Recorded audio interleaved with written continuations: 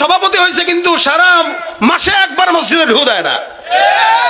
এরকমও বাংলাদেশে মানুষ আছে যারা ইসলামের ভিত্তি তো জানেই না এবং নামাজ ফজরের কয় রাকাত এটাও জানে না।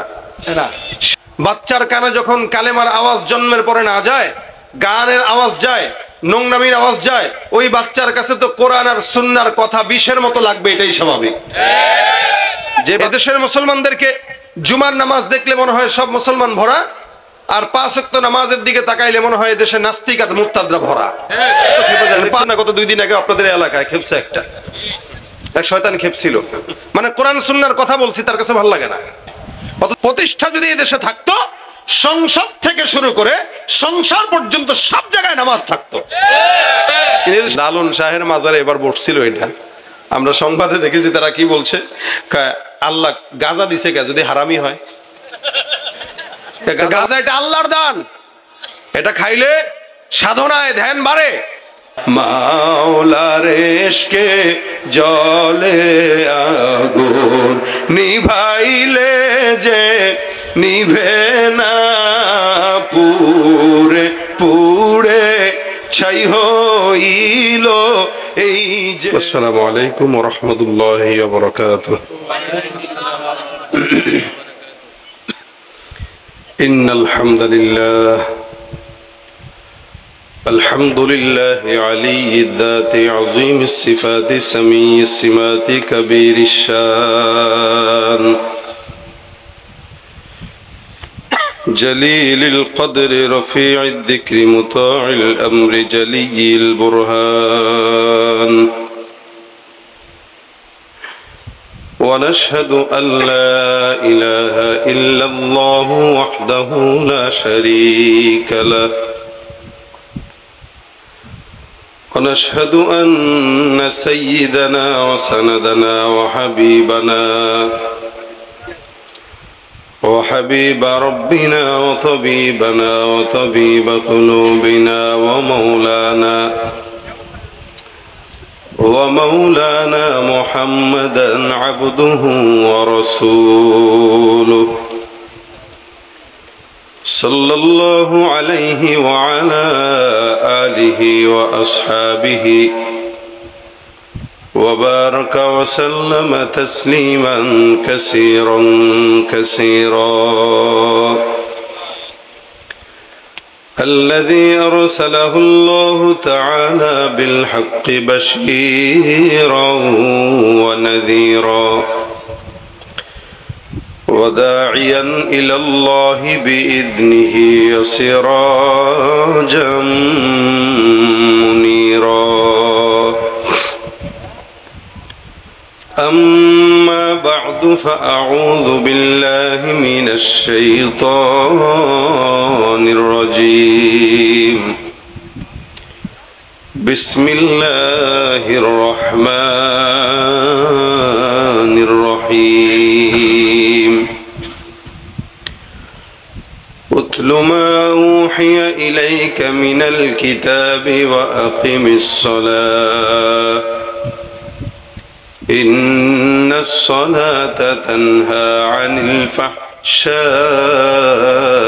والمنكر ولذكر الله أكبر والله يعلم ما تصنعون وقال النبي صلى الله عليه وسلم أول ما يحاسب به العبد يوم القيامة الصلاة أو كما قال عليه الصلاة والسلام সকলে জবান খুলে মহব্বতে দুরূদ শরীফ পড়ি। আল্লাহুম্মা সাল্লি আলা মুহাম্মাদিন ওয়া আলা আলি মুহাম্মাদ কামা সাল্লাইতা আলা ইব্রাহিম ওয়া আলা আলি ইব্রাহিম ইন্নাকা হামিদুম মাজিদ। اللهم بارك على محمد وعلى آل محمد كما باركت على إبراهيم وعلى آل إبراهيم إنك حميد مجيد আলহামদুলিল্লাহ খলিলাবাদ পূর্বপাড়া ঈদগাহ জামে মসজিদ ও যুব সমাজের উদ্যোগে আয়োজিত আজকের বার্ষিক ওয়াজ মাহফিলে তাফসিরুল কোরআন মাহফিলের সম্মানিত সভাপতি দিনপ্রিয় ইসলাম প্রিয় ভাইরা, এই প্রতিকূল আবহাওয়ার ভিতরেও যে রব্বে কারীম আজকের এই দিনই মজমায় আমাদের বসার তৌফিক দান করেছেন, কালিমাতুশ শুকর আদায় করি, সকলে জবান খুলে বলি আলহামদুলিল্লাহ। আল্লাহ পাকের ফজল ও করম, বৃষ্টি গতকাল প্রচুর ছিল, যার কারণে আপনাদের মাঠ ভিজা। কমিটি আপনাদেরকে হতাশ করে নাই, চেয়ারের বন্দোবস্ত করে দিয়েছেন আলহামদুলিল্লাহ।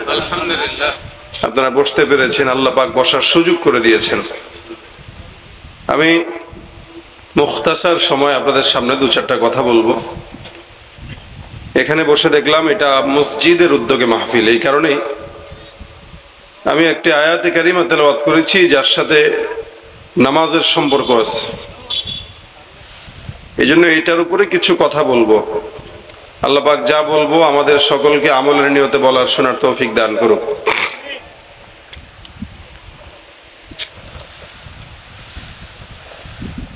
আজকের এই মজমা এটা জান্নাতের বাগান, বেহেশতের বাগান, কোরআন হাদিসের মজলিস, এতে কোনো প্রকার সন্দেহ নাই। এবং যতক্ষণ এই জায়গায় আমরা থাকবো আলহামদুলিল্লাহ, ততক্ষণ আল্লাহ পাক রব্বুল আলামিন আমাদের সগীরা গুনাহগুলো মাফ করতে থাকবেন। একটু জবানটা খুলে আমার দিকে তাকায় বলেন সুবহানাল্লাহ। এদিকে নজর দিয়েন, যেহেতু মাহফিলের পরিবেশটা বৃষ্টির কারণে একটু অন্যরকম, এই জন্য আমরা আলোচকদের দিকে মনোযোগ দিব। এখানে ত্রিপল বিছানো হচ্ছে, যারা আসবে এরা যেন সামনে বসে যায়। আর সবচেয়ে ভালো হয়, যেহেতু মাঠটা ভিজা হইলেও পানি নাই, ত্রিপলও আছে, চেয়ার বাদ দিয়ে মজলিসে বসে গেলে আরো সুন্দর দেখা যাবে। এই জন্য যারা যুবকরা আছে আমি বলবো চেয়ার বাদ দিয়ে এখানে বসে যাক। এটাকে আরো বড় করার সুযোগ থাকলে একটু বড় করা যায়, এটাকে আর একটু বড় করার সুযোগ থাকলে যদি ওই গ্যাপটাও যদি পূরণ করা যায় তাহলে ওখানেও দিয়ে দেন, সমস্যা নাই। যারা বসার চেয়ার সামনে আনেন না, আমি বলছি আপনারা যারা বসার এখানে বসে যান, এখানে বসে যান। শুধু মুরব্বীরা বসুক চেয়ারে, সমস্যা নাই, কিন্তু জওয়ানরা যারা আছেন সামনে বসে যান, তাহলে মজমাটা সুন্দর হবে। এবং আশা করি যদি আরো ত্রিপল থাকে আপনারা বিছিয়ে দিলে প্রধান আলোচক আসার আগে আগে পরিবেশটা ময়দানে বসার পরিবেশ করে দেন, তাহলে জমাট থাকে এবং কথা বলতেও ভালো লাগে। এই সাইডেও বসে যান যুবকরা। আলহামদুলিল্লাহ ত্রিপলের ব্যবস্থা আছে, কোনো সমস্যা নাই। চেয়ারগুলো পিছনের দিক দিয়ে দিয়ে ত্রিপল বিছায় দিলে আশা করি পরিবেশটা সুন্দর লাগবে, দেখতে ভালো লাগবে। একটু সাবধানে আস্তে ধীরে, আওয়াজ না করে। ভাই আপনাদেরকে প্রশ্ন করি, বলেন তো ইসলামের মুসলমান হিসেবে আমাদের যে জিনিসটা সকলের জানা উচিত, উচিত বলতে না ফরজ, ইসলামের মূল ভিত্তি কয়টি এটা আমরা সবাই জানি কি? বলেন না, সামনে থেকে আপনারা জানেন না? জানেন, অনেকে জানেন, আবার এরকমও বাংলাদেশে মানুষ আছে যারা ইসলামের ভিত্তি তো জানেই না, এবং নামাজ ফজরের কয় রাকাত এটাও জানে না। সেদিনই একদিন ইউটিউবে একটা সাক্ষাৎকার দেখলাম, একজনের সাক্ষাৎকার নিচ্ছে যে ফজরের নামাজ কয় রাকাত। তো সে ভেবে ভেবে বলতেছে যে ফজরের নামাজ কয় রাকাত এটা আমি জানি না, অথচ মুসলমানের সন্তান। এই যে বিষয়গুলো, এগুলো দুঃখজনক, এবং মুসলমান হিসেবে এটা আমাদের জন্য অত্যন্ত লজ্জাকর যে একটা মুসলমান নামাজ কয় রাকাত, কয় ওয়াক্ত, কিভাবে পড়তে হয় এটা যারা জানে না, এরা মুসলমান দাবি করলেও প্রকৃতপক্ষে এরা মুসলমানের কাতারেও নাম লেখাইতে পারে নাই। এই জন্য ইসলামের মূল ভিত্তি 5টি, এটা আমাদের সকলের জেনে রাখা উচিত, যার ভিতরে 1 নম্বরে আছে ঈমান, অর্থাৎ কালেমা। নবী করিম সাল্লাল্লাহু আলাইহি ওয়াসাল্লাম বলেন, বুনিয়াল ইসলামু আলা খামসিন শাহাদাতি আল্লা ইলাহা ইল্লাল্লাহ ওয়া আন্না মুহাম্মাদুর রাসূলুল্লাহ। ইসলামের মূল ভিত্তি পাঁচটির ভিতরে সর্বপ্রথম হচ্ছে লা ইলাহা ইল্লাল্লাহ, লা ইলাহা ইল্লাল্লাহ মুহাম্মাদুর রাসূলুল্লাহ, কালেমা। এটা আমরা জন্মের পরে আমাদের ডান কানে শুনি এবং বাম কানে শুনি। আজান দেওয়া হয়, ইকামত দেওয়া হয়। এই আজান আর ইকামতে আমাদের কানে লা ইলাহা ইল্লাল্লাহর সবকও দেওয়া হয়, মুহাম্মাদুর রাসূলুল্লাহর সবকও দেওয়া হয়। এটাই মুসলমানিত্ব। কিন্তু মুশকিল হলো অনেক মুসলমান আজান যে কানে দিতে হবে এটাও ভুলে যায় এবং দেয় না। সিজারে বাচ্চা হয়, এখনকার সময় তো বাচ্চা কাচ্চা অধিকাংশ সিজারে হয়, পেট কেটে হয়। সিজারে বাচ্চা হলে মা থাকে এক জায়গায়, বাচ্চা থাকে এক জায়গায়, বাপ মা সব দিশেহারা।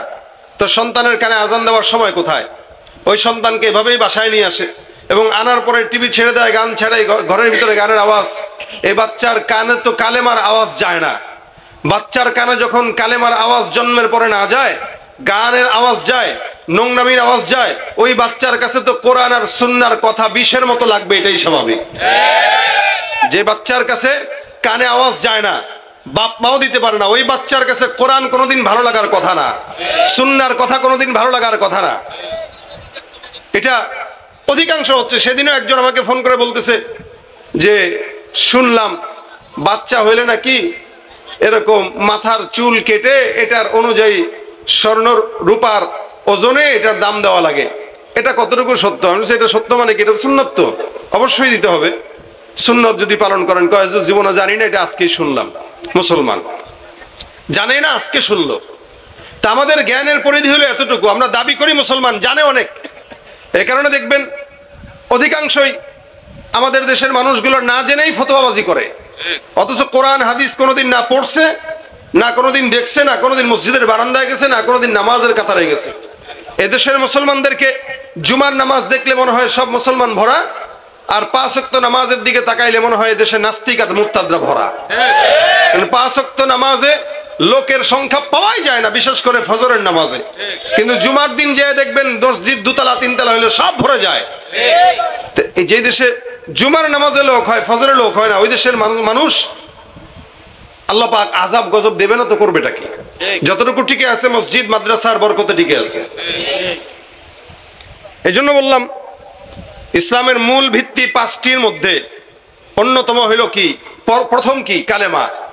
দ্বিতীয় নাম্বার রাসূল বলেন লা ইলাহা ইল্লাল্লাহ ওয়া আন্না মুহাম্মাদুর রাসূলুল্লাহ, ইকামাতিস সালাত। রাসূল সাল্লাল্লাহু আলাইহি ওয়াসাল্লাম বলেন 2 নম্বরে হচ্ছে নামাজ প্রতিষ্ঠা করা।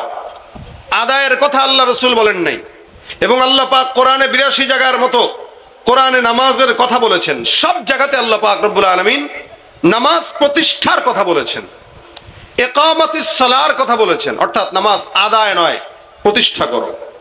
এদেশে যদি কোরআন আর সুন্নাহ দিয়া আইন পাশ করা হতো, অথবা কোরআন সুন্নাহ দিয়া দেশ পরিচালিত করা হতো, তাহলে সমাজের প্রত্যেকটা জায়গায় জায়গায় নামাজ প্রতিষ্ঠা থাকতো। ঠিক কিনা বলেন?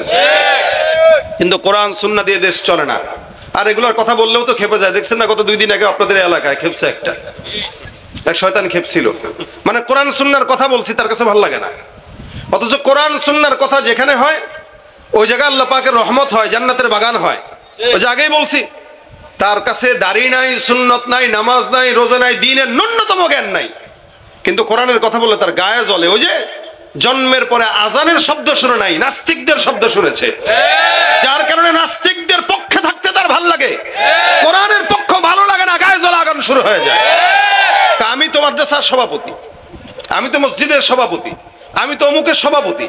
সভাপতি হয়েছে কিসের বিনিময়ে? ওই সুদ খায় টাকা যেগুলো কামাইছে ওগুলোর বিনিময়ে হয়েছে। সুদ খায় টাকার বিনিময়ে মসজিদের মোতাবল্লি হয়ে ফায়দা নাই।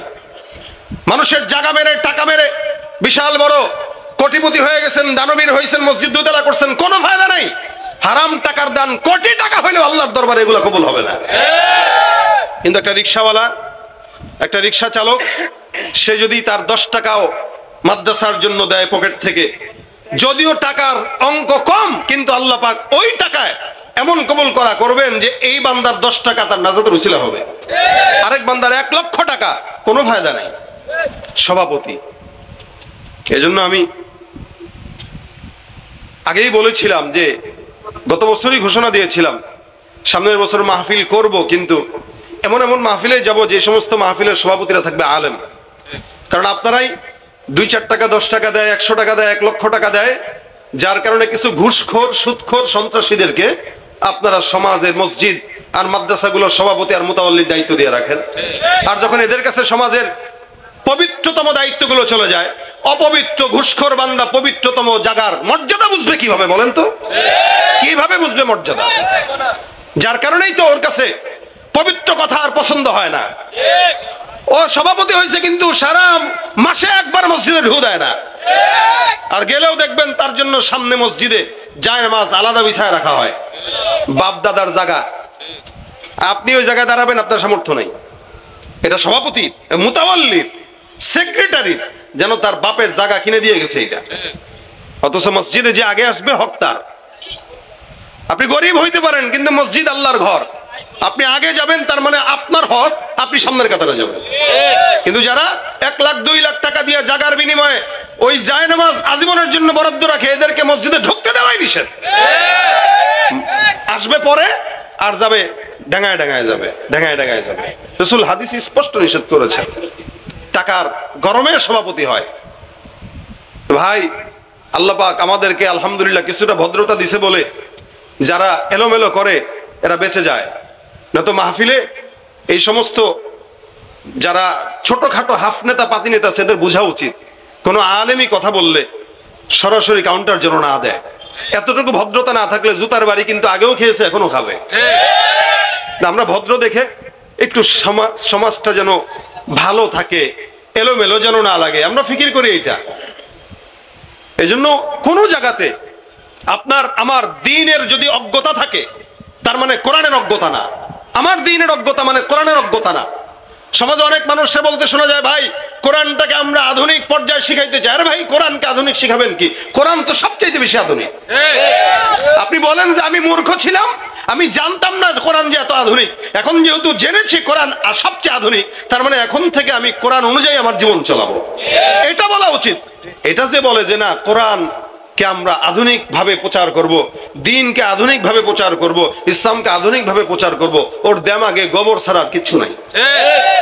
ইসলাম তো সবচেয়ে আধুনিক, একে আধুনিক ভাবে প্রচার করার কি আছে? আল্লাহ বুঝগুলো দেখ, এই যে অজ্ঞতার যেই বোঝা, এটা একটু কমায় দেখ, বলেন আমিন।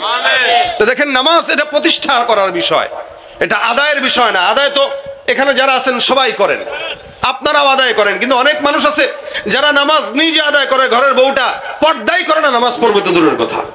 ছেলে নামাজ পড়ে না, মা নামাজ পড়ে না, বাবা নামাজ পড়ে না, কিন্তু বাবা নিজে নামাজ পড়ে, সন্তান পড়ে না, অথবা সন্তান পড়ে বাবা পড়ে না। এটা আদায়, প্রতিষ্ঠা নয়। প্রতিষ্ঠা যদি এদেশে থাকতো, সংসদ থেকে শুরু করে সংসার পর্যন্ত সব জায়গায় নামাজ থাকতো। এদেশে প্রতিষ্ঠা নাই, আদায় আছে, প্রতিষ্ঠা নাই। কিন্তু আল্লাহ পাক বলেছেন কি? আকিমিস সালাহ। এই জন্য আল্লাহ বলেন, উতলু মা উহিয়া ইলাইকা মিনাল কিতাবি ওয়া আকিমিস সালাহ ইন্নাস সালাতা তানহা আনিল ফাহশাই ওয়াল মুনকার। আমার আল্লাহ পাক রব্বুল আলামিন বলেন, তোমরা নামাজ প্রতিষ্ঠা করো, সালাত প্রতিষ্ঠা করো। কোরআনের সর্বপ্রথম আল্লাহ পাক রব্বুল আলামিন বলেন, আল্লাযীনা ইউমিনুনা বিল গায়বি ওয়া ইউকিমুনাস সালাহ। একটা ইমানদার বান্দার সর্বপ্রথম কাজ হলো ইমানের আশ্রয় নেওয়া। আগে দিলের মধ্যে ইমান ঢুকাবে, ইমান আনা হয়ে গেছে, এখন বান্দার জন্য দ্বিতীয় নাম্বার কাজ নামাজ আদায় করা নয়, নামাজ প্রতিষ্ঠা করা। সাহাবা একরাম ইমান আনার পরে পয়গম্বরকে যদি জিজ্ঞাসা করতো, ইয়া রাসূলুল্লাহ, এই যে নামাজটা আমরা যে ইমান নিয়ে আসলাম, পয়গম্বর আপনার হাতে হাত রেখে মুসলমান হইলাম, আল্লাহর নবী আপনি এখন আমাদেরকে বলুন, আমরা এই মুহূর্তে দ্বীনের দ্বিতীয় কাজ কি করব? পয়গম্বর সর্বপ্রথম বান্দাদেরকে বলতেন, ইমান তো নিয়ে আসলা, এখন তোমাদের জন্য 2 নাম্বার কাজ হলো নামাজ প্রতিষ্ঠা করা। ইমানের পরে বান্দার জন্য কাজ হলো নামাজ প্রতিষ্ঠা। আমিও পড়বো, আমার বান্দাও পড়বে, আমিও পড়বো, আমার বাচ্চাও পড়বে, আমার বিবি পড়বে, আমার সংসারে যারা আছে সবাই পড়বে। যার নামাজ নাই, আল্লাহ রাসূল সাল্লাল্লাহু আলাইহি ওয়াসাল্লাম হাদিসের মধ্যে বলেন, যেই লোকটার নামাজ নাই ওই লোকটার ঈমান থাকতে পারে না। তুমি রমজান এলে রাখো না রোজা, দিনকে করো আঘাত, পয়সা কড়ির নেই তো অভাব, দাও না তো যাকাত। ঠিক কিনা বলেন? রমজান এলে রাখো না রোজা, দিনকে করো আঘাত, পয়সা কড়ির নেই তো অভাব, দাও না তো যাকাত, তুমি ইমানদারির বড়াই করো, নেই তোমার ইমান, তুমি ইমানদারির বড়াই করো, নেই তোমার ইমান, তুমি কেমন মুসলমান, তুমি কেমন মুসলমান, নামাজের সাথে নাই পরিচয়, মানো না কোরআন, নামাজের সাথে নাই পরিচয়, মানো না কোরআন, তুমি কেমন মুসলমান, তুমি কেমন মুসলমান। ঠিক কিনা? নামাজি দাবি করলেই হয় না, পড়া লাগে। আমি বললাম আমি নামাজি, হ্যাঁ বলতেই তো পারি, সবাই বলতে পারে, কিন্তু পড়ে কয়জন? জুমার নামাজে লোকের অভাব নাই, ফজরের নামাজে লোককে খুঁজেও পাওয়া যায় না। এই জন্য আল্লাহ পাক বলেন তুমি পড়ো, তোমার বংশের সবাইরে পড়াও। কয় বছর থেকে পড়াবা? 7 বছর বয়স। ওই সময় থেকে তুমি তোমার সন্তানকে নামাজের জন্য বারবার বলো, বান্দা নামাজ পড়, বাবা নামাজ পড়। 7 বছর থেকে অভ্যাস করানো শুরু করবা, আর 10 বছর যখন হয়ে যাবে তখন যদি নামাজ না পড়ে প্রহার করবা। এই জন্য আল্লাহ রাসূল সাল্লাল্লাহু আলাইহি ওয়াসাল্লাম ঘরের মধ্যে লাঠি ঝোলা রাখার জন্য আদেশ করেছেন, তোমরা তোমাদের ঘরের ভিতরে লাঠি রাখো। কেন? ওই লাঠিটা শয়তান দেখলে পলায় যায়। যেই ঘরে লাঠি থাকে না ওই ঘরের সন্তানগুলো বেয়ারা হয়, বেয়াদব হয়, বেহায়া হয়, বেশরম হয়। আর যেই ঘরে শাসনের লাঠি থাকে ওই ঘরের সন্তানগুলো মানুষের মতো মানুষ হয়। যখন থেকে স্কুল কলেজ মাদ্রাসা ভার্সিটি গুলোর থেকে বেদ উঠে গেছে তখন থেকেই ছাত্রগুলা সব জানোয়ার হওয়া শুরু হয়ে গেছে। এটা কি আপনারা একমত না দ্বিমত আছেন? আমরা কোনো সময় কল্পনাও করতে পারি নাই যে শিক্ষকদের বিরুদ্ধে ছাত্ররা আন্দোলন করবে। এখন করে না? শিক্ষক হটাও আন্দোলন করে। অথচ যেই শিক্ষক তার বাবার মতো, যেই শিক্ষক এমন, রাসূল সাল্লাল্লাহু আলাইহি ওয়াসাল্লাম বলেন, হযরত আলী রাদিয়াল্লাহু তাআলা আনহু বলেন শিক্ষকের মর্যাদা কত? বলে ও যখন আমাকে একটা অক্ষর শিখাইলো তা আমি তার কাছে গোলাম হয়ে গেলাম, চাইলে সে আমার আজাদও করতে পারে, চাইলে সে আমার বন্দী করে রাখতে পারে। এত মর্যাদা একটা শিক্ষকের। সেই ছাত্ররা শিক্ষকের থেকে সারা জিন্দেগি ইলম শেখার পরে ওই শিক্ষক হটাও আন্দোলন করে এবং কি শিক্ষকের গায়েও টাচ দেওয়ার চেষ্টা করে। কেন? ওই যে শিক্ষকরা হাতের লাঠি ফেলে দিছে, ওই লাঠিটা এখন ছাত্ররা তাদের হাতে তুলে নিছে। এই জন্য আল্লাহ নবী বলেন ঘরের ভিতরে শাসনের লাঠি উঠায় দাও, তাহলে সন্তান নামাজ আদায় করবে, বেয়াদব হবে না, কোরআন পড়বে, ইসলামের পথে থাকার জন্য সহজ হবে। আল্লাহ নবী বলেন 10 বছর হয়ে গেছে, এখন তোমরা নামাজের জন্য তাকে গুরুত্ব দাও, প্রহার করো। নামাজ এমন একটা ইবাদত যে ইবাদতটা বান্দাকে আল্লাহর জান্নাত পাওয়ার জন্য সহজ করে দেয়। আল্লাহ রাসূল সাল্লাল্লাহু আলাইহি ওয়াসাল্লাম বলেন নামাজটা প্রত্যেকটা ইমানদারের জন্য জান্নাতের তালার চাবি স্বরূপ। আপনি জমিনের ভিতরে নামাজ আদায় করবেন, তালার চাবি রেডি হইতে থাকবে, আর জান্নাতে যখন যাবেন ওই চাবি দিয়া জান্নাতের তালা খুলে ঢুকে যাবেন। সুবহানাল্লাহ। বার আমার আল্লাহ পাক রব্বুল আলামিনের হাবিব এই কারণে নামাজের তাগিদ দিয়েছেন। আল্লাহ পাক কোরআনে বারবার বলেছেন, এটা আল্লাহ পাক রব্বুল আলামিন আমার পয়গম্বরকে আল্লাহ পাক রব্বুল আলামিন মেরাজের ভিতরে নিয়ে আল্লাহর নবীকে গিফট হাদিয়া হিসেবে প্রেরণ করলেন, দিয়ে দিলেন। নবী করিম সাল্লাল্লাহু আলাইহি ওয়াসাল্লাম মেরাজের রাত্রিতে যখন যান, আল্লাহ পাক আপনার আমার পয়গম্বরের উপরে 50 ওয়াক্ত নামাজ প্রথমে ফরজ করলেন। মুসা পয়গম্বর জানে যে আল্লাহর নবীর উম্মতরা নামাজ পড়তে পারবে না। এ মুসলমান, আল্লাহ পাক রব্বুল আলামিন নামাজটাকে এমন একটা ইবাদত করলো যে 50 ওয়াক্ত নামাজ আপনার পয়গম্বর আপনার উম্মতরা তাআলা পাঠ করবে। যখন মুসা পয়গম্বর বললেন 50 ওয়াক্ত পারবে না, আপনি আপনার রবের কাছে যে একটু কমায় নেন। আল্লাহর নবী আবারও গেলেন, এরকম করে করে বারবার যে 5 ওয়াক্ততে আনলেন। এবার মুসা পয়গম্বর বলেন, এ পয়গম্বর আপনার উম্মত এই 5 ওয়াক্ত নামাজও ঠিকমতো পড়বে না। দেখবেন 3 ওয়াক্ত পড়বে, 2 ওয়াক্ত পড়বে না। দেখবেন সমাজের ভিতরে অধিকাংশ মানুষ যোহর পড়ে, আসর পড়ে, মাগরিব পড়ে, লেকিন এশাও পড়ে না, ফজরও নামাজ পড়ে না। অধিকাংশ মানুষগুলা ফজরের নামাজের সময় ঘুমায়। এই কারণে ফজরের বরকত আমরা পাই না। আর যার কারণে দেখবেন ফজরের নামাজের সময় যে আবহাওয়া থাকে, এই আবহাওয়াটা অনেক দামি এবং পরিচ্ছন্ন, বরকতময় থাকে। ফজরের নামাজের সময় যাদের অভ্যাস আছে বের হয়ে দেখবেন চমৎকার ওয়েদার, পবিত্র পবিত্র লাগে। যারা ফজর নামাজ পড়তে ওঠেন তারা দেখবেন ফজরের নামাজের আবহাওয়াটা এমন সুন্দর, সারা দিন আপনি এরকম পবিত্র আবহাওয়া পাবেন না। বলে কেন জানেন নাকি? বলে ফজরের নামাজের ওই সময়টায় দুনিয়ার জমিনের কোন মুনাফিকের নিঃশ্বাস এই জমিনে থাকে না, সব মুনাফিক ঘুমায়, একমাত্র ইমানদারেরা ফজরের নামাজ পড়ার জন্য জেগে ওঠে, ঠিক কিনা? এই কারণে ফজরের নামাজের সময় মুনাফিকরা ঘুমায়। আল্লাহ যাকে মহব্বত করে না, যার উপরে আল্লাহ পাক রাগান্বিত হয়, ওই বান্দাকে আল্লাহ পাক ফজর নামাজ পড়তে দেন না, ঘুমায় থাকে। কারণ আল্লাহ পাক যাকে মহব্বত করে ফজরের নামাজের সময় ওই বান্দাটা উঠে। এ মুসলমান, আল্লাহ পাক ভালোবাসলে বান্দাকে সেজদা দেওয়ায়, আল্লাহ পাক ভালোবাসলে বান্দাকে রুকু করায়, আল্লাহ পাক ভালোবাসলে বান্দাকে জায়নামাজের বিছানায় বসায় দেয়। হাসান বসরি রহমতুল্লাহ আলাইহি ওনার খাদেমা ছিল, দাসী। উনি একবার দেখে ওনার দাসীটা সুন্দর করে জায়নামাজের বিছানায় বসে বসে আল্লাহকে ডাক দেয়, মালিক তুমি যদি আমাকে ভালোবাসো আল্লাহ, তাহলে তুমি আমাকে ওই জিনিসটা দিও। তুমি যদি আমাকে ভালোবাসো তাহলে তুমি আমাকে এই জিনিসটা দিও। এবার আল্লাহওয়ালা ডাক দেয়া কয়, বুঝলাম না মাওলা তোমারে ভালোবাসলে দিবে, এটা কোন ধরনের কথা? মাওলার কি ভালোবাসার ঠেকা পড়ছে কিনা? বরং তুমি এই কথা বলো, আল্লাহ আমি যে তোমাকে ভালোবাসি ওই উসিলায় তুমি আমার ওই জিনিসটা দিয়া দাও। উনি বলতেছে না এমনে বলো না, বরং এমনে বলো যে আল্লাহ আমি যে তোমাকে ভালোবাসি, ভালোবাসার উসিলায় ওইটা দাও। না না, আমি বলি এটা যে আল্লাহ তুমি যে আমাকে ভালোবাসো ওই উসিলায় এটা দাও। মানে আল্লাহ যে তাকে ভালোবাসে। এখন ওলি বলতেছেন আল্লাহ যে তোমাকে ভালোবাসে এটা বলছে কে? কঠিন প্রশ্ন, কিন্তু আল্লাহ যে তোমাকে ভালোবাসে বলছে কে? এবার দাসীটা ডাক দিয়া বলে, শুনেন, এই যে আশেপাশে তাকায় দেখেন, হাজার হাজার মানুষ, সবাই যার যার মতো করে ঘুমায়, কেউ সজাগ না। প্রত্যেকটা বাড়িতে দেখবেন লাইট নিভানো, তার মানে এরা গভীর ঘুমের মধ্যে আচ্ছন্ন। কিন্তু আল্লাহ পাক রব্বুল আলামিন আমাকে কতটা ভালোবাসেন, আপনাকে কতটা ভালোবাসেন।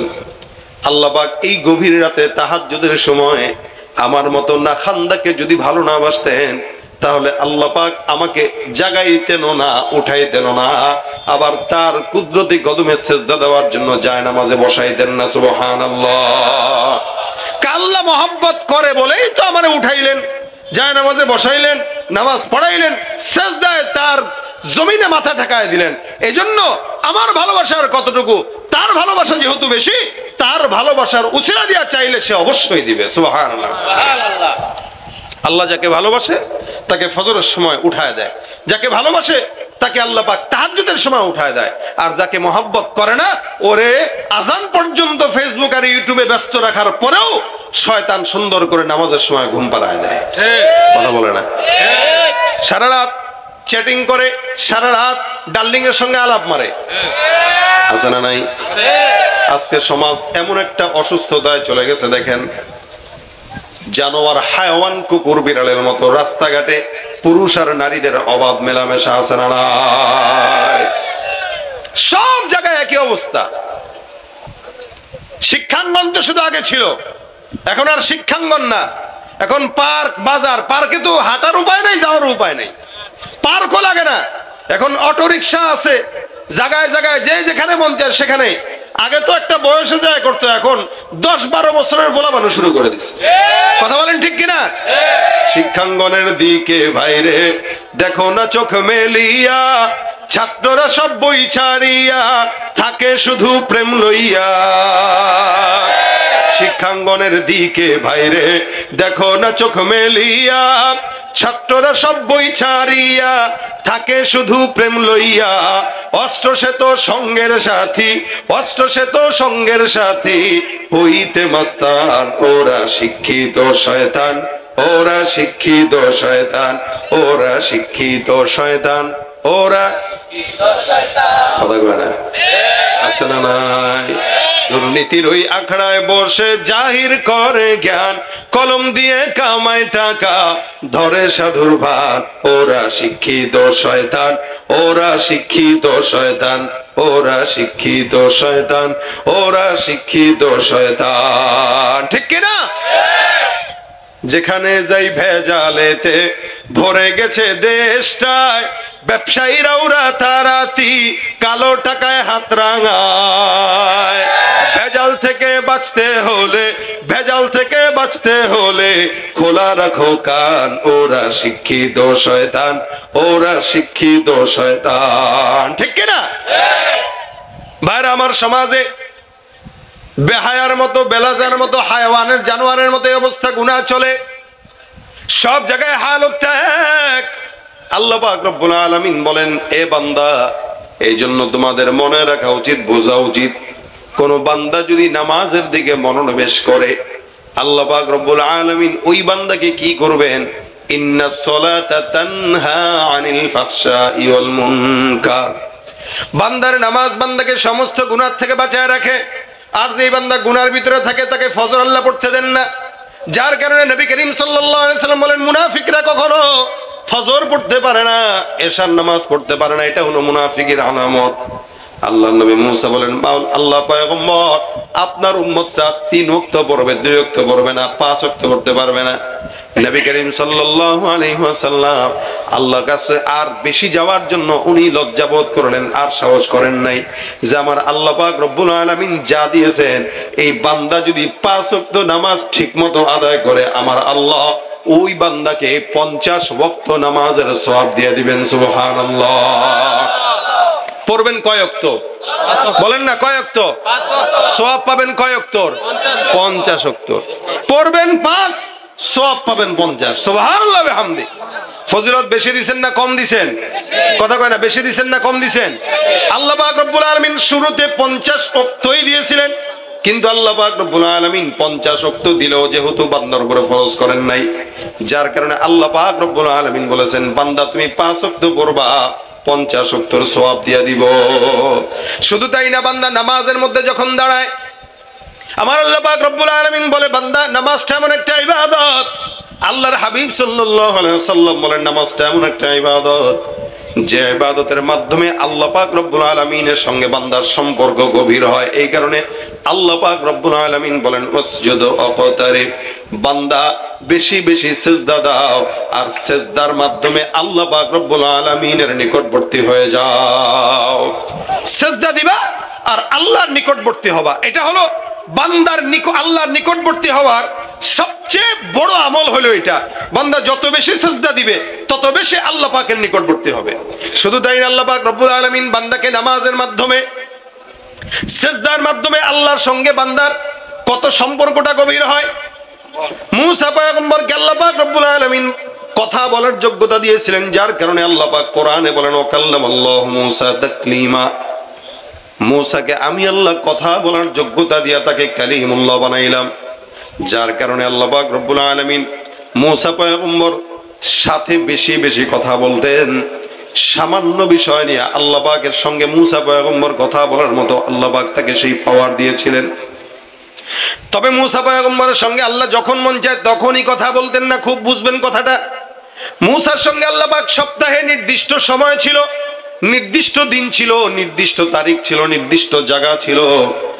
যখন মুসা পয়গম্বর চাইতেন তখনই কথা বলতে পারতেন না, বরঞ্চ আল্লাহ যখন সময় দিয়েছেন ওই সময়টাই মুসা পয়গম্বরের সঙ্গে মাওলার কথোপকথন হতো। আল্লাহ পাক রব্বুল আলামিন বলেন, হে মুসা, তুমি কি জানো তোমার সঙ্গে আমি আল্লাহ পাক রব্বুল আলামিন কথা বলি, তবে সেটাও বান্দা তোমার সঙ্গে আমার 70,000 নূরের পর্দা মাঝখানে থাকে। এই 70,000 পর্দা মাঝখানে দিয়া আমি আল্লাহ, তুমি মুসা পয়গম্বরের সঙ্গে কথা বলি। এতগুলো পর্দা, এটা ভেদ করে তুমিও বলো আমিও বলি।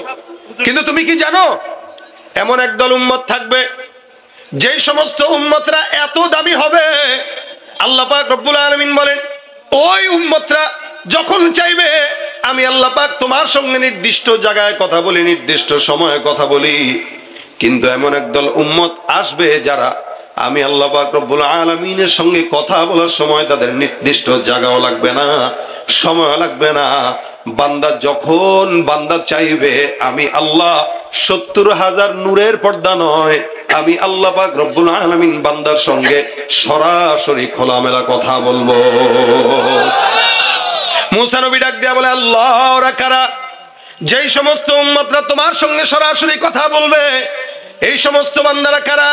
আল্লাহ পাক রব্বুল আলামিন বলেন, মুসা, ওই সমস্ত বান্দারা কারা জানো? আখেরি পয়গম্বর মুহাম্মদুর রাসূলুল্লাহ সাল্লাল্লাহু আলাইহি ওয়াসাল্লাম একজন নবী পয়গম্বর জমিনে আসবেন। আমি আল্লাহ পাক ওই নবীর উম্মতদেরকে এত দামি বানাবো, যেই নবীর উম্মতরা যখন মন চাবে, যখন চাইবে, তখনই আমি আল্লাহ ওই নবীর উম্মতের সঙ্গে কথা বলবো। বান্দা নামাজের মধ্যে যখন দাঁড়াবে, আমি আল্লাহ বান্দার সঙ্গে নামাজের মাধ্যমে কথা বলা শুরু করে দিব। সুবহানাল্লাহ। কিভাবে আল্লাহ পাক বান্দার সঙ্গে নামাজে কথা বলবেন দেখেন। আল্লাহ পাক রব্বুল আলামিন বান্দার সঙ্গে নামাজের ভিতরে কথা বলবেন। আল্লাহ পাক বলেন, বান্দা যখন নামাজ আদায় করবে, নামাজের ভিতরে দাঁড়ায় তেলাওয়াত করবে আলহামদুলিল্লাহি রাব্বিল আলামিন, আমার আল্লাহ পাক ডাক দিয়া বলেন, আমি আল্লাহ বান্দার নামাজের তেলাওয়াতের জবাব দিয়া বলবো, হামিদানি রব্বি। বান্দা এক একটা আয়াত করে করে সামনে এগিয়ে যাবে। আমি আল্লাহ পাক রব্বুল আলামিন এক একটা আয়াতের জবাব দিয়া বান্দার সঙ্গে নামাজের ভিতরে কথা বলা শুরু করে দিব। সুবহানাল্লাহ। মাওলা তোমায় ভালোবেসে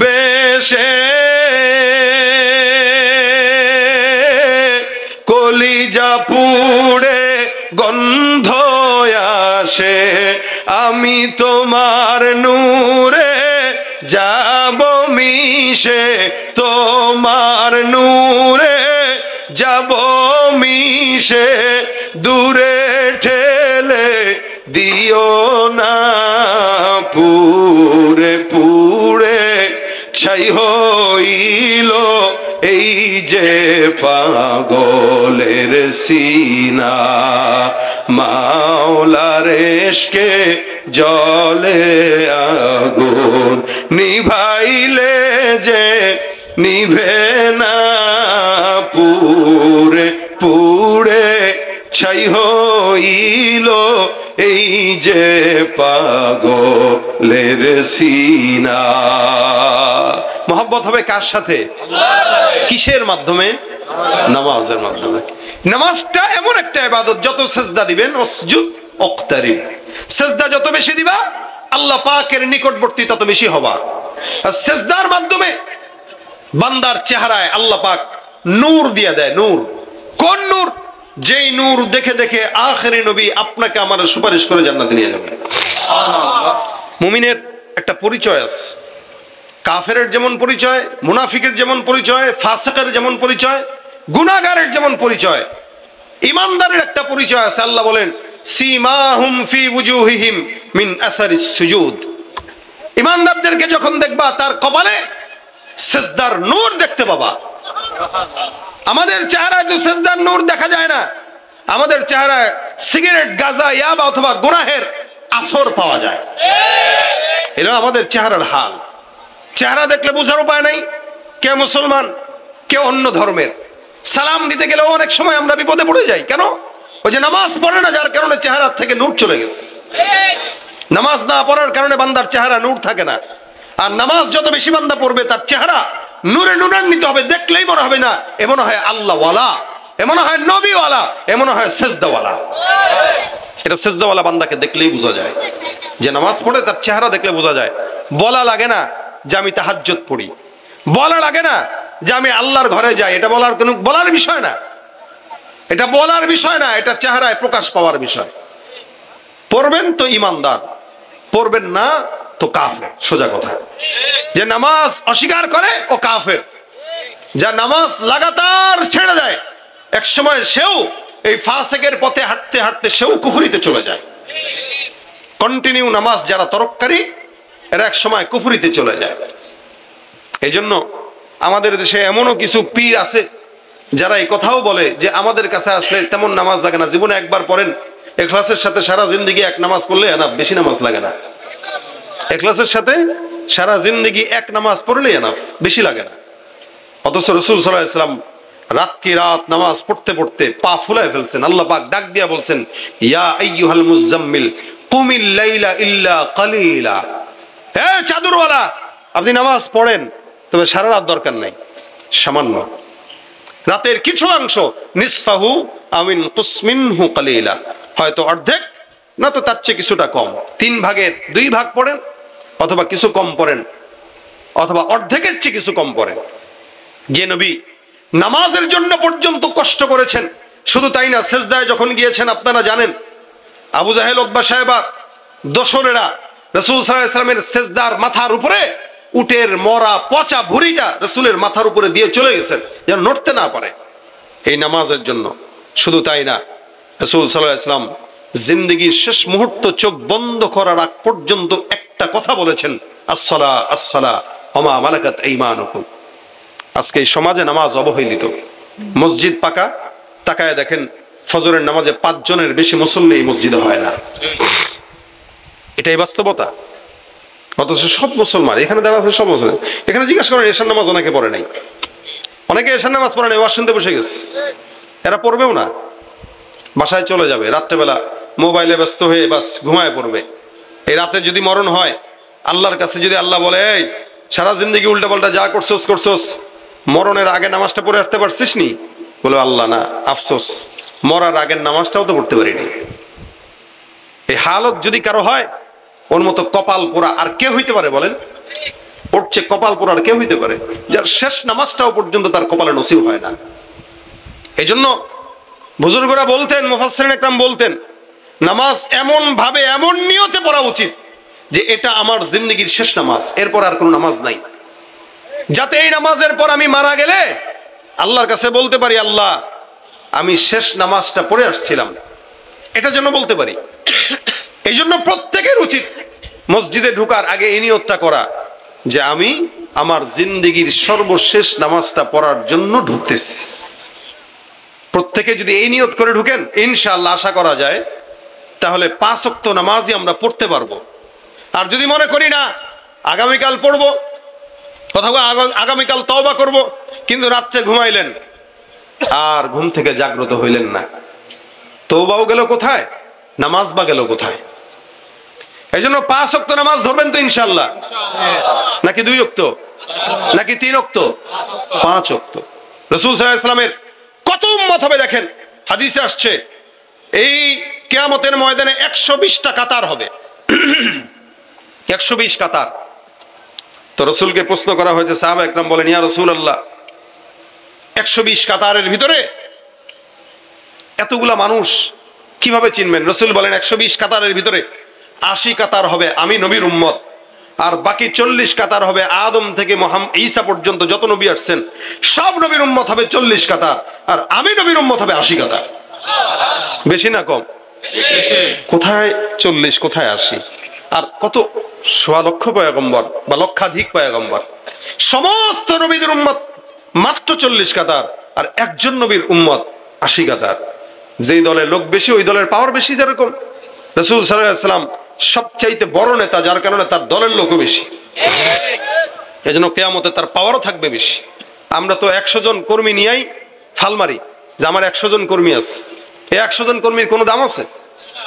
রাসূল সাল্লাল্লাহু আলাইহি ওয়াসাল্লামের 120 কাতারের ভিতরে 80 কাতারই হবে উম্মত। সাহাবা একরাম আরজ করলেন, ইয়া রাসূলুল্লাহ এদেরকে চিনবেন কি করে, কিভাবে বুঝবেন কে কার উম্মত? আল্লাহ নবী বলেন, আমার উম্মতদেরকে চেনার জন্য আল্লাহ পাক আলাদা পাওয়ার দিয়ে দিয়েছেন, আলাদা একটা চিহ্ন দিয়ে দিয়েছেন। বলে কি? আমার উম্মতরা যে ওযু করছে আর সেজদা দিয়েছে, ওযু আর সেজদার কারণে তার কপালে একটা নূর, বিশেষ নূর, যেটা কোন নবীর উম্মতদের কপালে থাকবে না, ওটা শুধুমাত্র আমার উম্মতদের কপালে আল্লাহ পাক চিহ্নিত করে দিবেন। সুবহানাল্লাহ। আমি আমার উম্মতদেরকে কপালের নামাজের দাগ আর চিহ্ন দেখে দেখে দেখে দেখে আমি সুপারিশ করে করে জান্নাতে নিব। যাদের কপালে চিহ্ন থাকবে না তারা জাহান্নামী, আর যাদের চিহ্ন থাকবে এদেরকে সুপারিশ করে জান্নাতে ঢুকায় দেব। এখন আপনি একটু বলেন যে আপনার কপালে নামাজের চিহ্ন আছে কিনা, সেজদার আলামত আছে কিনা? যদি থাকে, আপনি যদি মনে করেন যে না আমি আয়নায় দাঁড়াইলাম, আমার চেহারাটা তো অনেক সুন্দর, নামাজি দেখা যাইতেছে, নূর দেখা যাইতেছে, নূর চমকাইতেছে, আপনি যদি নিজেও বুঝেন যে না নূর আছে আমার চেহারায়, তাহলে ঠিক আছে। আর যদি মনে করেন না রে চেহারাটার ভাবসাব তো ভালো না, কারণ আপনি তো নিজে জানেন অন্যায় করেন, আপনি নিজে জানেন গুনাহ করেন, আপনি নিজে জানেন আপনি সুদ খান, ঘুষ খান, অথবা সিগারেট, ইয়াবা, গাঁজা, এমন কোনো অন্যায় নাই যেটা আপনি করেন না, আপনি নিজে জানেন, তাহলে আজকে থেকে নিয়ত করেন যে আমি নামাজ ধরবো। কেন? নামাজ এমন একটা ইবাদত যেটা বান্দার সব গুনাহ থেকে বান্দাকে হেফাজত করে। সব গুনাহ বলতে ইন্নাস সালাতা তানহা আনিল ফাহশাই ওয়াল মুনকার, নামাজ এমন একটা ইবাদত যে ইবাদতটা বান্দার ফাহেশা এবং মুনকার সমস্ত গুনাহ থেকে বান্দাকে বাঁচায়। এখন ফাহশা আর মুনকার গুনাহ কি এটা একটু বুঝেন। ওলামা একরাম বা আপনারা স্বাভাবিকভাবে তরজমা পড়েন যে নামাজ মানুষের যাবতীয় গুনাহ থেকে বাঁচায়। যাবতীয় গুনাহ কি? ফাহশা গুনাহ এক জিনিস, মুনকার গুনাহ এক জিনিস। ফাহশা গুনাহ কি? যেটা ইচ্ছাকৃত আপনি করেন, জেনে শুনে করেন। মানুষ সুদের টাকা খায় না জেনে, না জেনে? জেনেই খায়। খায় ওটারে জায়েজ বানানোর জন্য নাম পাল্টায় দিয়া কয় এটা মুনাফা, এটা ইন্টারেস্ট, এটা অমুক, এটা তমুক। ঘুষের টাকা খায় আর নাম পাল্টায় দিয়া কবে এটা ঘুষ না, এটা হইলো স্পিড মানি, অথবা এটা হাদিয়া, এটা গিফট। নাম পাল্টা দিয়ে যাই খান। হারাম তো হারামি, কোনদিন কি জায়েজ হবে? এই যে হারাম ইচ্ছাকৃত করতেছেন এটাকে বলে ফাহশা গুনাহ। গালি দিতেছেন কাউরে, কারো গীবত চর্চা করতেছেন, ফাহেশা গুনাহ। আর মুনকার গুনাহ, মাজারে যায় সেজদা দিছেন কিন্তু আপনি মনে করতেছেন এটা ইবাদত, অর্থাৎ গুনাহ করতেছেন কি মনে করে? কথাটা বুঝেন, কি মনে করে করতেছেন? আমার সাথে বলেন, গুনাহ করতেছেন কি মনে করে? ইবাদত। মাজারে যায় লাল শালু দেখছে, 100 টাকা দিছে, আরে আমার সন্তান হয় না, মান্নত করলাম আল্লাহ একটা সন্তান, এই বাবা একটা সন্তান দিও। মাজারের বাবার কাছে ছাগল নিয়ে যায়, আছে কিনা? সওয়াব মনে করেই কিন্তু এরা যায়, এরা কিন্তু নেকি মনে করেই যায়। এখন বলেন তো, আল্লাহ ছাড়া, নামাজ পড়া ছাড়া, আল্লাহর কাছে চাওয়া ছাড়া বাবার কাছে যে সন্তান চাইলে কি বাবা দিবে? আপনাদের কি সন্দেহ আছে এই কথায়? নাকি আপনারা এরকম কেউ আছেন যে দেন? শাহজালালের মাজারে যে মান্নত করছে, আল্লাহ 10টা গরু দেব, একটা সন্তান দাও। অথবা কোনো মাজারে যে মান্নত করতেছে, আল্লাহ এ বাবা আমি আপনার দরবারে একটা ছাগল দিলাম, আমার একটা বাচ্চা দিয়েন। বাবা কয় ঠিক আছে, বউডারে 1 মাসের লেগে এতেকাফে রেখা যায়, অথবা 3 দিনের জন্য রেখা যায়। আমাদের এখানে একদম আমলের একটা পরিবেশ আছে, ঘর আছে, ওইটাতে ঢুকাই দিমু, আমল করবে, 3 দিনে এতেকাফ থাকবে। আপনার বউকে যদি বাবার দরবারে 3 দিনের এতেকাফে রেখে আসেন, আর পরের মাস থেকে যদি সে প্রেগনেন্ট হয়, বুঝতে হবে সন্তান আপনার না, আপনার বাপের। কথা বলেন ঠিক কিনা? পীরগিরিয়ার মাজার পূজা চলছে দেশটা জুড়িয়া, শিরকি আর ভণ্ডামিতে দেশটা গেছে ভরিয়া, গাজার কলকি টান মারিয়া দেখায় খাজার শান। আছে না নাই? আছে। লালন শাহের মাজারে এবার বসছিল, এটা আমরা সংবাদে দেখেছি। তারা কি বলছে? আল্লাহ গাজা দিছে কে যদি হারামি হয়? গাজা বানাইছে তো আল্লাহ, তা আল্লাহর একটা নেয়ামত দিছে, আমরা খাবো না? ওরে ভাই, তা গরুর পেটে তো আল্লাহ গোবরও দিছে, ওটা খা। কথা ঠিক না? তা আল্লাহ পাক তো অনেক কিছুই দিছে এই জমিনে, খা। মাটিও তো দিছে, খা। দেখো গাজা আল্লাহ বানাইছে, খাবো না কেন? তা গাজা এটা আল্লাহর দান, এটা খাইলে সাধনায় ধ্যান বাড়ে। হ্যাঁ রে ভাই, এই যে নালায়েক নাখান্দা গুলা গুনাহ করতেছে ইবাদত মনে করে, তা আল্লাহ পাক বলেন কেউ যদি, এগুলো তো একটাও নামাজ পড়ে না, এরা মনে করে সাধনা করলেই আল্লাহরে পাওয়া যায়, নামাজ রোজা লাগে না। নামাজ তো পড়বে তারা যাদের আল্লাহ পাওয়া যায় না, যাদের আল্লাহ পাওয়া কঠিন, যারা মৌল্লা মৌলবী, এরা মসজিদে ঢুকে আর নামাজ পড়ে মনে করে আল্লাহরে পাবে, কিন্তু একটা কাবারে সেজদা দিয়ে আর কি আর মাওলারে পাওয়া যায়? এরা মনে করে ধ্যান করলে, গাঁজা খাইলে মাওলারে পাওয়া যায়। এজন্য নামাজ এমন একটা ইবাদত যেটা বান্দার ফাহেশা এবং মুনকার সকল গুনাহ থেকে বান্দাকে বাঁচায়। 1 নম্বরে ইচ্ছাকৃত গুনাহ, 2 নম্বরে অনিচ্ছাকৃত গুনাহ। কোন বান্দা যদি নামাজ ঠিক মতো আদায় করে, এই ইচ্ছাকৃত অনিচ্ছাকৃত যাবতীয় গুনাহ থেকে নামাজ তাকে হেফাজত করবে কি করবে না? এই জন্য এখানের যুবক যারা আছেন, মুরব্বী যারা আছেন, সবাই নিয়ত করেন, মসজিদ পাকা করছেন, ইনশাআল্লাহ নামাজ ধরবেন। ভাই নামাজের সাথে কোনো ছাড় নাই। নামাজ এটা সবচেয়ে বড় গুরুত্বপূর্ণ ইমানের পরে একটা আমল, ফরজ, নফল নয়, সুন্নত নয়, ফরজ। আজকে থেকে নিয়ত করেন 5 ওয়াক্ত নামাজ পড়বো, কারণ নামাজের মাধ্যমে আল্লাহর সঙ্গে কথা বলা যায়, নামাজের মাধ্যমে ইবাদত করা যায়, নামাজের মাধ্যমে আল্লাহর সাথে সম্পর্ক দীর্ঘ হয়। সেই নামাজটা যদি আমি আপনি নাই ধরলাম, কিসের ইমানদার হইলাম? এই জন্য আল্লাহ পাক আমাদের সকলকে, আল্লাহ পাক রব্বুল আলামিন নামাজ আদায় করার তৌফিক দান করুক। আমিন। আজকের এই মজমার বিশেষ আকর্ষণ হযরত মাওলানা মুফতি দেলোয়ার হোসেন মাইজি সাহেব উপস্থিত হয়ে গেছেন। নারায়ে তাকবীর, জোরে বলেন নারায়ে তাকবীর। আল্লাহ পাক রব্বুল আলামিন শেষ পর্যন্ত আজকের মজমাকে কবুল করুক। যা আলোচনা করব, শুনবো, বলবো, আল্লাহ পাক সবকিছু আমাদেরকে নেক নিয়তে শোনার এবং আমল করার তৌফিক দান করুক। হযরত চলে আসছেন, দিল থেকে, দিলের দরদ দিয়া আপনাদের সামনে কথা বলবেন। আলহামদুলিল্লাহ, আল্লাহ পাক রব্বুল আলামিন। বসেন, চেয়ারে বসেন, চেয়ারে বসেন।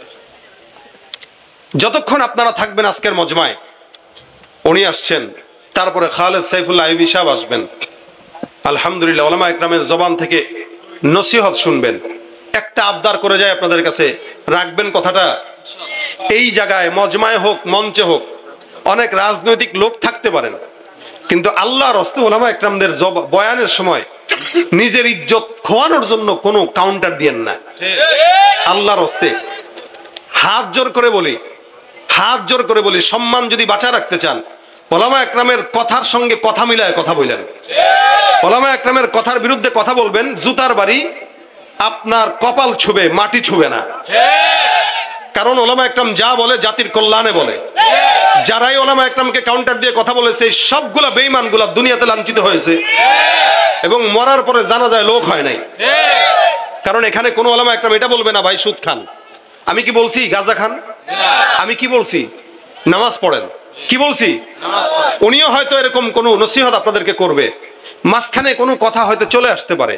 যেমন আমি বাবার দরবারের কথা বললাম, এখন যে ব্যক্তি বাবার প্রশংসা করে ওই ব্যক্তির কাছে কথা ভালো লাগবে না। তার মানে কি ইসলাম তার কাছে ছোট না? সে ছোট। এখন যার কাছে ঘুষ ভাল লাগবে না, সে বলতে পারে হুজুর এগুলো বলেন না। যার কাছে নোংরা রাজনীতি পছন্দ, উলামা ইকরামের নোংরা রাজনীতির কথা বলার পরে সে বলবে হুজুর রাজনীতির কথা বলেন না। তার মানে এটা না যে ইসলাম ছোট, বরং যে বুঝে না ওর জ্ঞান ছোট। ও মূর্খ হইতে পারে, ইসলাম মূর্খ না। এ কারণে আল্লাহর রাস্তে সামনে থেকে হোক, স্টেজ থেকে হোক, কেউ আলেমরা যখন কথা বলবে মাঝখানে কোনো কাউন্টার দিয়েন না, এতে নিজের ইজ্জত নষ্ট হয়। অতীতে যারা করেছে তাদের ইজ্জত ভালো হয় নাই, তারা পালাইছে, তারা এই কারণেই পালাইছে। এই কারণে এখন থেকে আমাদের শিক্ষা নেওয়া উচিত। আমরা কোনো মাহফিলে উলামা ইকরামরা কথা বলবে, বলার পরে দ্বিমত থাকলে আপনি তাকে দিয়া বলতে পারেন হুজুর এই কথাগুলো আরেকটু হেকমতে বললেন, আমরাও তো রাজনীতি করি, গায়ে লাগে, একটু আমভাবে না বলে সাধারণভাবে বলেন, বাস সুন্দর। কি ঠিক না? হুজুর কি বলতেছেন, কি বলেন, কি বলেন, এদিক দিয়ে সামনে শ্রোতারা জুতা নিয়ে রেডি হয়ে যায়। তোর ইজ্জত থাকলো কোথায় রে? তোর আহাম্মকের দল, বুঝেই না কোন জায়গায় কি বলতে হবে। এই কারণে আল্লাহর রাস্তে উলামা ইকরাম যা কথা বলবে তাদের সুরে বলেন, অর্থাৎ কোরআনের সুরে কথা বলেন, ইসলামের সুরে কথা বলেন। হ্যাঁ, কোন উলামা ইকরাম যদি ইসলামের বহির্ভূত কোনো কথা বলে তাহলে তো তার বিরুদ্ধে আমরাও যাব।